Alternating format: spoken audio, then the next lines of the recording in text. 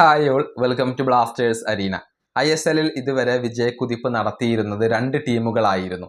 ഒന്ന് മോഹൻ ബഗാനും മറ്റൊന്ന് ജംഷഡ്പൂരും.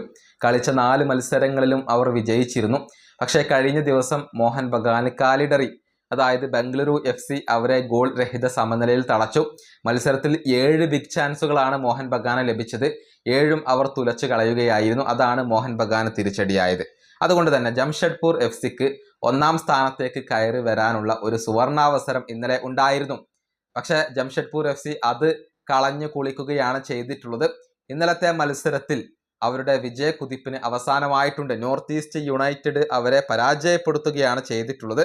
1-നെതിരെ 2 ഗോളുകൾക്കാണ് നോർത്ത് ഈസ്റ്റ് യുണൈറ്റഡ് ജംഷഡ്പൂരിനെ പരാജയപ്പെടുത്തിയത്. അതായത് നോർത്ത് ഈസ്റ്റ് ആവട്ടെ ആദ്യ വിജയമാണ് സ്വന്തമാക്കുന്നത്. ആൻഡിയുടെ ഒരു ഇരട്ട ഗോളുകളാണ് അവർക്ക് വിജയം സമ്മാനിച്ചിട്ടുള്ളത്. മെസ്സി ബൗളി പെനാൽറ്റിയിലൂടെ ജംഷഡ്പൂർ FCക്ക് വേണ്ടി ഒരു ഗോൾ നേടി. പക്ഷേ ആൻഡി 53-ാമത്തെ മിനിറ്റിലും 70-ാമത്തെ മിനിറ്റിലും 2 ഗോളുകൾ നേടിക്കൊണ്ട് ജംഷഡ്പൂർ FCയെ വിജയത്തിലേക്ക് നയിക്കുകയായിരുന്നു. അതേസമയം ഇന്നലെ നടന്ന മറ്റൊരു മത്സരത്തിൽ ഇന്റർ കാശിയെ 1-നെതിരെ 2 ഗോളുകൾക്ക് പരാജയപ്പെടുത്താൻ മുംബൈ സിറ്റിക്ക് കഴിഞ്ഞിട്ടുണ്ട്.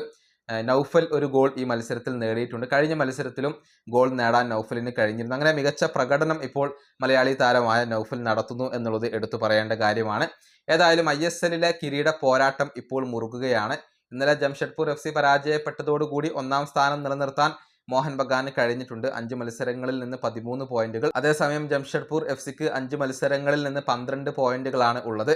5 മത്സരങ്ങളിൽ നിന്ന് 11 പോയിന്റുകൾ ഉള്ള മുംബൈ സിറ്റി ഇപ്പോൾ 3-ാം സ്ഥാനത്താണ് ഉള്ളത്. ഈ വീഡിയോ അവസാനിപ്പിക്കുന്നു. അടുത്ത ടീം കാണാം.